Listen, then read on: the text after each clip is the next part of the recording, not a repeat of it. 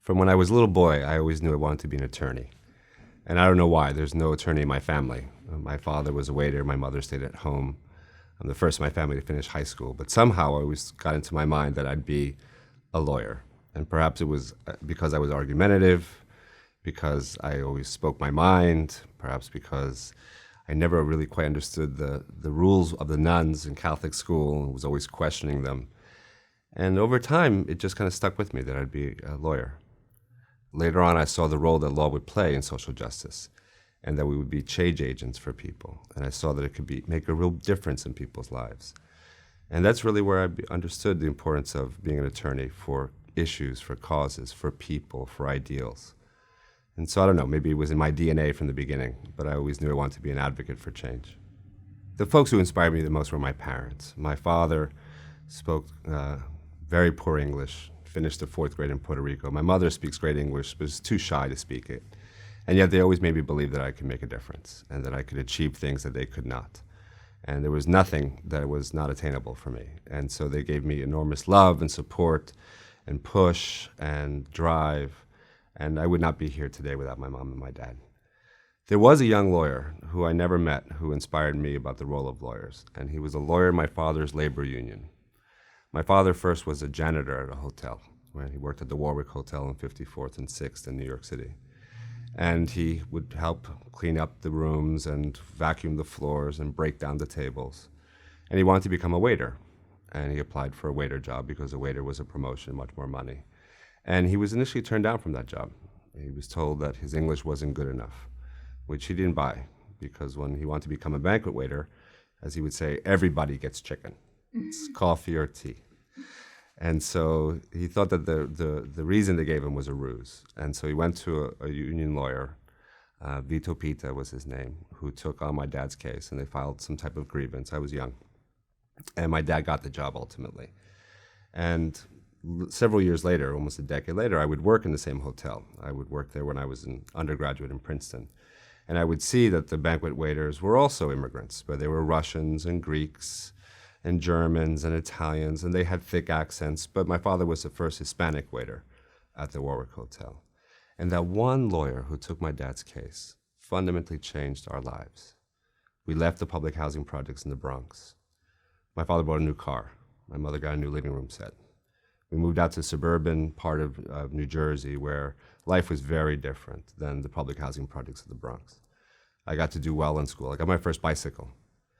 And just because of this one lawyer's ability to champion wrong, to make sure that a wrong was made right, our lives fundamentally changed. And in that one moment, I understood the role that a lawyer could play in people's lives. And perhaps that was my first inspiration to be a lawyer for doing good.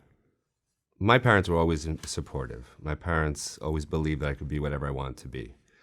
I remember when I first told my father I wanted to go to Princeton or Yale, and I chose Princeton in the end. He asked me how much would the tuition cost, and I would say $28,000, Bobby. And he said, that's more than I make in a year. And he didn't know about financial aid. He didn't know that I would get loans. He didn't know that there were scholarships.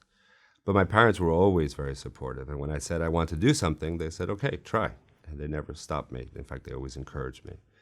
And so when I told them I wanted to be a lawyer, wanted to go to an Ivy League school, when I wanted to serve the public interests, they were always very supportive. When I finished law school, and my father asked me what would my first salary be as a full-time attorney, and I told him it would be about $32,000 a year, he smiled at me and he said, now I make more money than that. I said, yeah, but I'm learning how to change the world, Dad. And he always would be a bit chagrined. My sister's a social worker, and I always worked in the public service sector. And my father would say, what did I do wrong? Why did none of these kids go out and make a lot of money? And I would always say back to him, Dad, you did it right. You taught us our values. You taught us to make a difference in the world. And so they were always very supportive and loving.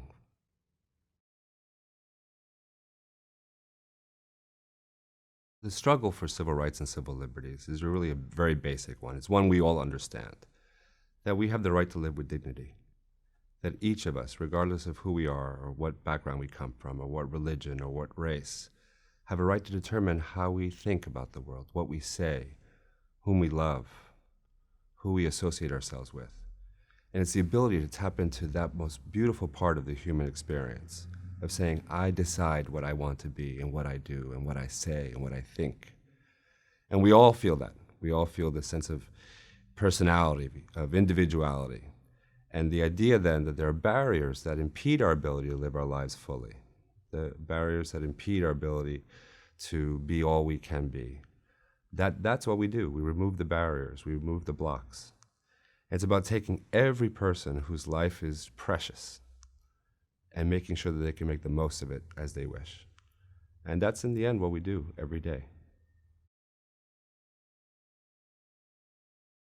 I think the most productive way of going around, I think the most productive way of solving problems is to hear all sides. That you have to hear different points of view. That if you only listen to the viewpoints that you agree with, you get half the picture.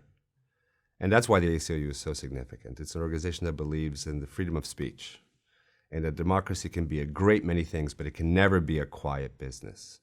And the reason why that is because we want everyone to be able to access all different viewpoints, all different analyses. And then you sort out how you think about something, what you think. And that's very personal to the person. I think in the end, whenever you tackle a problem, whether it's at the political level or at the personal level or societal level, you have to hear the different viewpoints. You have to consider what different people will say. Sometimes you'll learn more from your critics than you will from your allies. And that's an essential part of what we do every day. We try to take apart a very complex issue, to try to understand why our opponents think the way they do and why we think the way we do and how best to bring about an understanding of these issues. And I think we have to ask the tough questions. You have to kick the tires. You can't take anything for a sacred cow. You have to be willing to consider the alternatives. And then you make up your mind. In the law, it's pretty easy to consider different points of view. That's our job. We have to hear the opposing side and we have to respond to it. When we hear arguments either for or against a particular issue or for or against a particular case, we have to make up our minds as to what we think makes sense. I think it's also important to have your ear to the ground in terms of how people think and feel about a particular issue. The lawyers can be very esoteric, it can be very abstract, some of these issues, and you have to hear how people think about it, how they experience it in their everyday lives. And then you have to be able to communicate that to people, because you can win in courts and you can win in Congress, but if you lose in the court of public opinion, you lose the battle. And that's why it's so essential for us to talk about the work we do, why we do the work we do, what we're hoping to accomplish, and being able to tell the story. I mean, good lawyering is great storytelling. There's a good guy, that's us. There's a bad guy, the opponent. There's some type of arbitrating force, a court. Good versus evil, there's a denouement, there's a resolution. Either the good guys win or the bad guys win, and then we get to fight another day. So if you can tell the narrative in such a way that you tell people why this is important and help them think through, well, why would this matter to me? If I'm not that person, why would I care? But the fact is that in the American public, we are a very fair people. We're a good-hearted people. We're an altruistic people. We're an idealistic nation. And we believe we can always be better. That's the promise of this country. That's the great history that we've come through. And so you can appeal to the best of the people's intentions, the best of their heartstrings. You give them a reason to care. You give them a role to play. You give them a reason to think that the world can be better and different. And then you make change. And then you make momentum.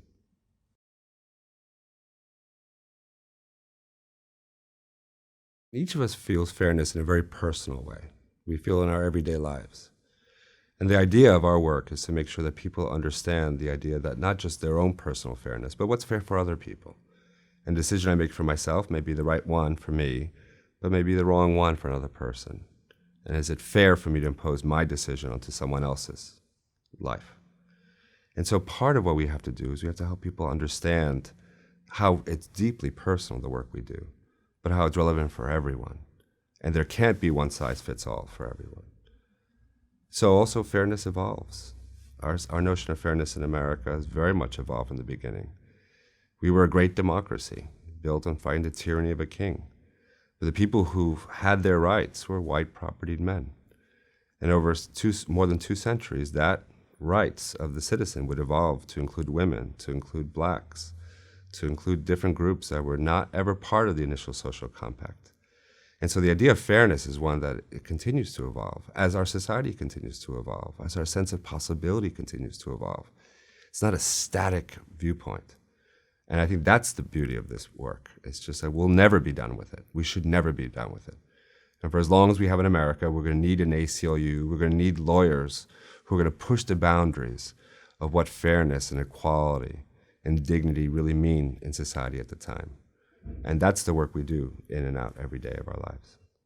I think what's terribly sad is that the notion of the social compact is fundamentally breaking down in politics.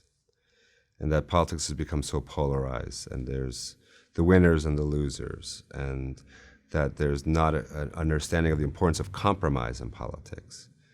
And yet the social compact requires us to talk about compromise, to talk about the need for meeting everyone else halfway, to understanding why these issues may be important for someone else, even if they're not relevant for us. And I think each of us is taught certain key aspects of the social compact when we grow up. I grew up in a very heavily Catholic household. The golden rule, do unto others as they have them do unto you. That's what this is about.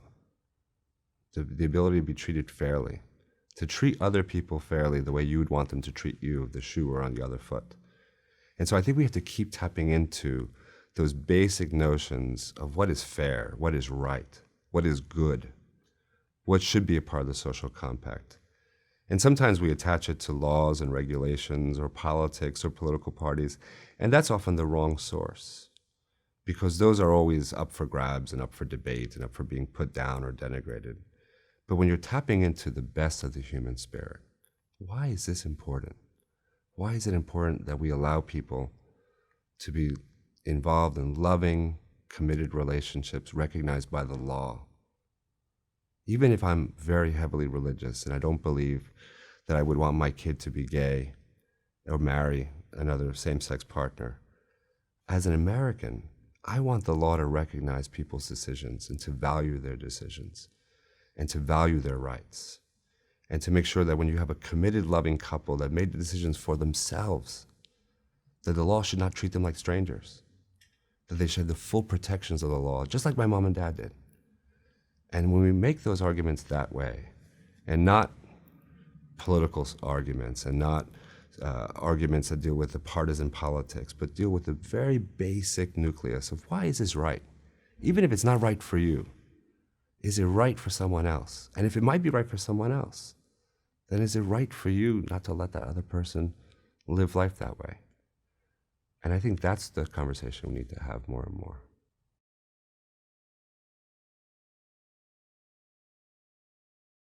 Now, lawyers are not normally known as being creative people, but you know what? We are.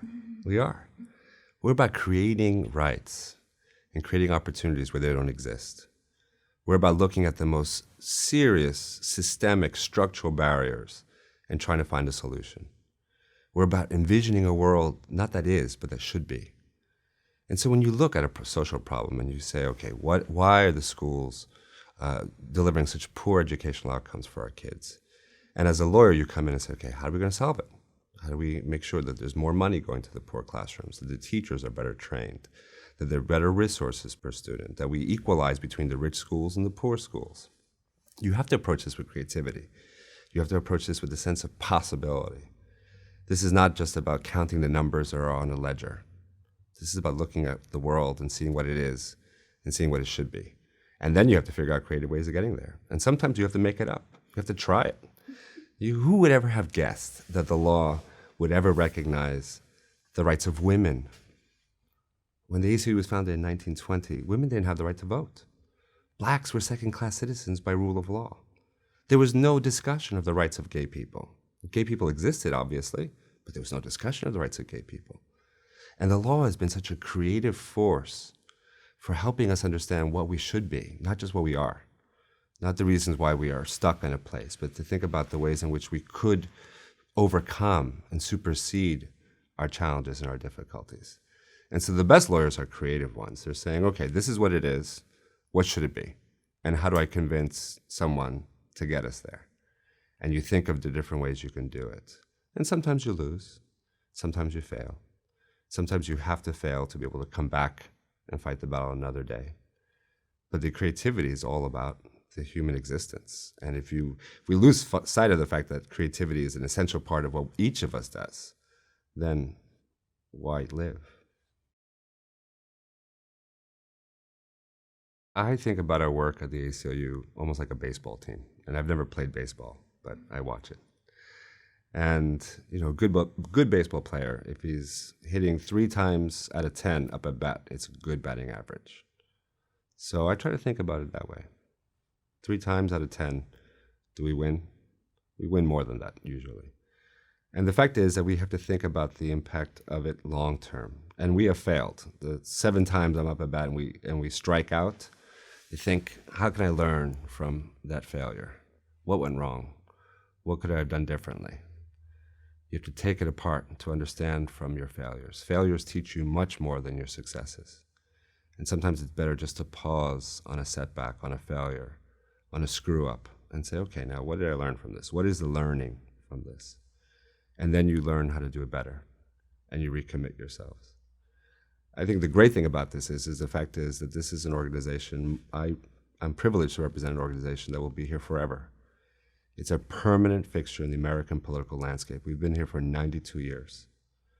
We have lived through every president since the early 20th century.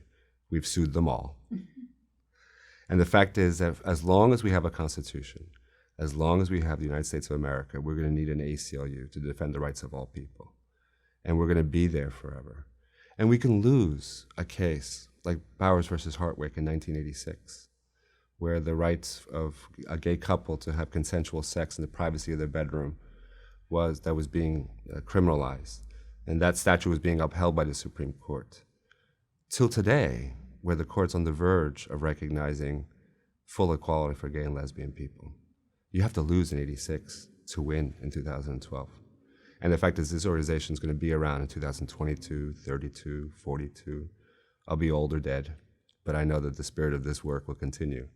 And that's what gives me courage, that even when I lose today, we know we're going to be back in there at some other point, pushing the envelope and making it right at some other point in the future.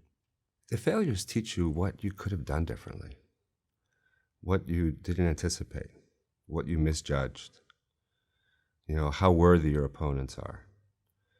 The successes, we can learn from them too. We can learn the importance of celebrating successes. Sometimes we don't ever stop enough to smell the roses when we win, and we're off to the next battle. But with failures, you have to sit with it. You have to kind of unpack it. Why didn't this go down very well? What could I have done differently? What could we have done differently? If we could do a rewind, how would I play back the tape differently? And it's an essential part of what we do to make social change, to understand the failures in one context so you can hopefully succeed at some later point, but then make sure you don't repeat the same failures. And if we don't learn from our failures, then we're doomed to create them over and over again. And what's the point of that? We want to win.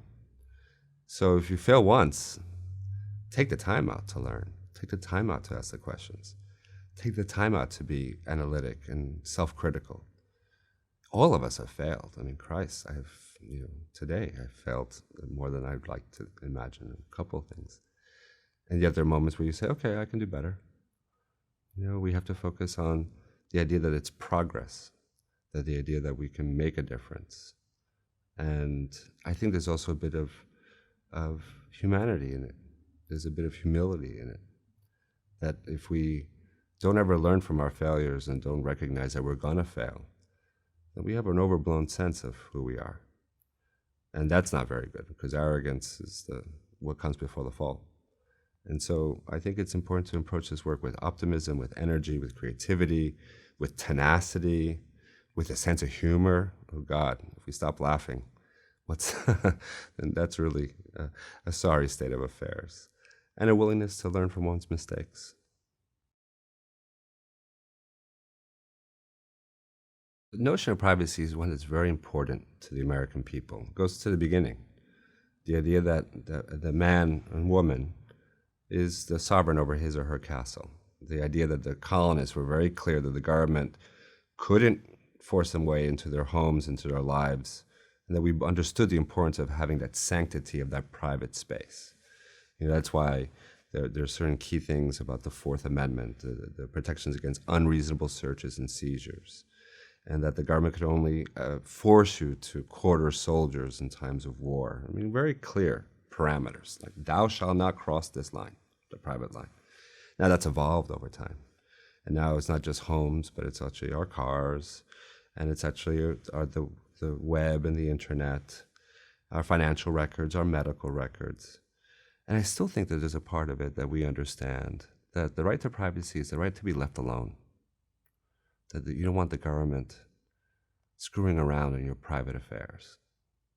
And that we understand that government gets too far into the private affairs of a person, that becomes a very caustic dynamic for our society. That part of the reason why we have great individuality, great creativity, great entrepreneurs, great entertainers, great writers, is because we don't countenance unwarranted intrusions into our personal sphere. Now, how we adapt that to the world of the internet is critically important.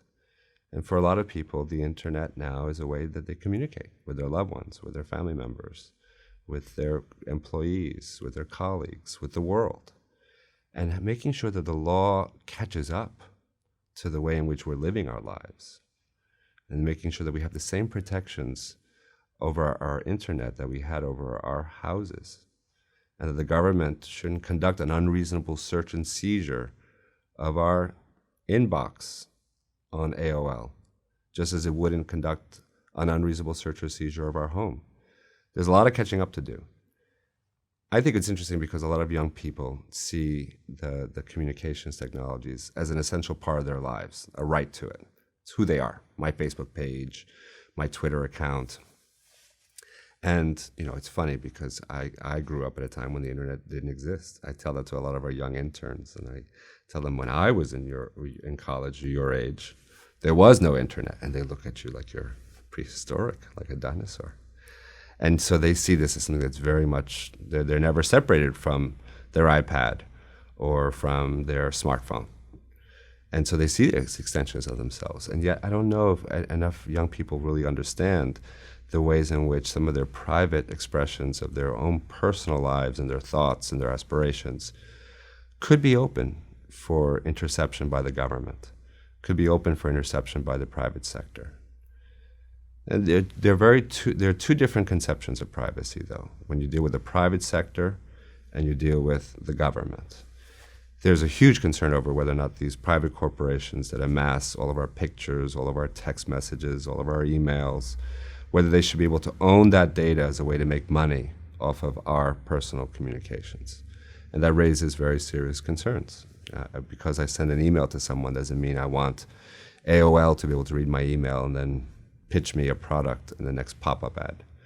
But it's also really quite different with the government, because when the government intercepts our communications, only the government has the ability to take away the most fundamental liberties. Only the government can take away my money. Only the government can take away my liberty. Google can't imprison me, and Google can't seize my bank account. The government, however, can.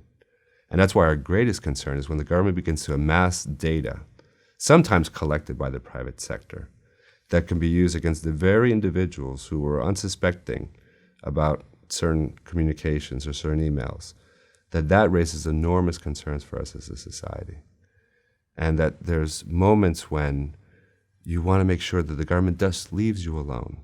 For a lot of people concerned about privacy, it's clear why we want to keep that information private. A lot of people don't think about the right to privacy.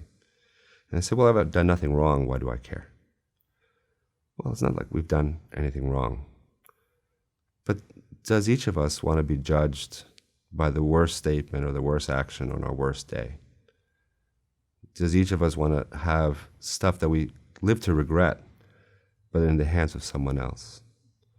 When I answer my mom in an impertinent way, and I'm not really giving her the love or respect she deserves, do I want that irreverence and that childishness to be in the hands of another person? Do I want another person to be able to judge me by what the wrong thing I said at the wrong moment to a great mom? It's not that we've done anything wrong. It's the fact that some of these things are inherently personal. And so if we see them as personal, we want society to treat them as personal. And that's why we have to put in place the protections to make sure that what I say to you here is as protected as it is when I send you an email. The government can't come barging in this door and listen to our conversation without a warrant. They can't do that. We're not doing anything wrong. They need to have probable cause. They need to have the judge sign the warrant. They're going to barge into this room. They're going to have to show me why they have a right to intervene in our nice little tete-a-tete. Well, why should it be different on an email? If I'm sending you an email, why should the government be able to just intercept it without judicial review? Why should my communications to you be open game for anyone else? A different medium, same words. And that's why we have to catch up with a set of protections. And privacy is so essential. It's about the person. The right to be private is the right to be who you are. It's the right to think what you want, to say what you want. The right to be right, the right to be wrong. The right to be a magnanimous individual, the right to be a jerk. And so the ability to kind of live life with privacy is the ability to live life in its fullness. And if we don't have the right to privacy, then our ability to live life fully without anyone looking over our shoulder or worrying about someone following us or tracking us, that gets jeopardized. I've been lucky that I've been trained in some of the best schools in America. I've gone to Princeton, I've gone to Stanford, I had some great teachers in high school. And so I love our educational system. And I think that teachers in public schools taught me enormous amounts, and teachers in private universities and private schools taught me enormous amounts. But I've learned in life. I've learned on the street. I've learned talking to people. It's the conversations you remember. It's the people who make you stop and think differently about something. It's less the classes I took in college and more about the late night conversations or debates about the world that I remember. It's the conversations you have with people who are struggling in their lives. That one thought from a taxi cab driver that just kind of sticks with you and makes you think differently. Or talking to someone who's about to lose their home and finds himself in an eviction proceedings. Or talking to someone on death row and understanding how they still find meaning in their life and why it is important to safeguard the sanctity of life, that life is precious, that there's even a sense of the human spirit, even for people on death row. It's not the same thing to be on death row as to be executed. There is life, there's thought. And so I've learned most from my interactions with the people, conversations with people, traveling overseas, little interactions, arguments are sometimes places you can learn. You can learn how to be wrong. You can learn how to apologize. And so I think life is an education. I think the schools of higher learning and the public schools and the private schools are great, but they're only training ground for the real education, which is living, which is life, which is the beauty of walking outside a door and confronting something new and unexpected and learning how to adapt to it.